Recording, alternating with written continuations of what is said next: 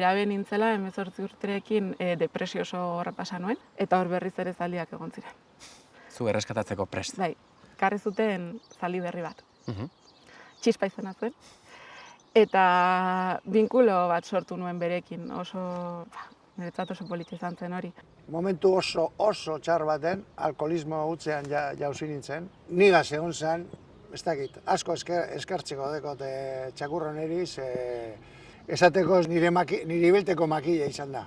Animaliak nahi da begon zugaz, ze da holan hartzozula parte, edo emondatzozula familia bat, eta nire ustez katuak bai eta txakurrak sentitzen da biela zu zarela bere familiakoa eta maite hotzuela.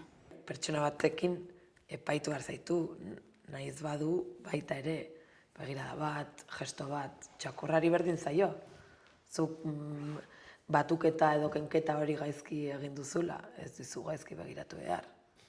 Hitz egiteko habilida hori aberastu ditezan.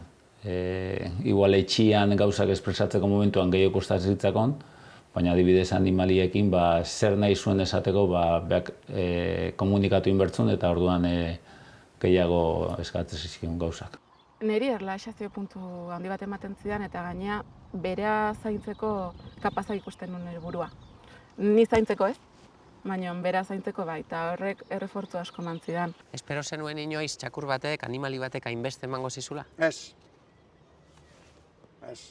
Parekorik ez dago. Txakur batek maite bat zaitu, eite dutzuen horreak, ez dutzuk ino egiten.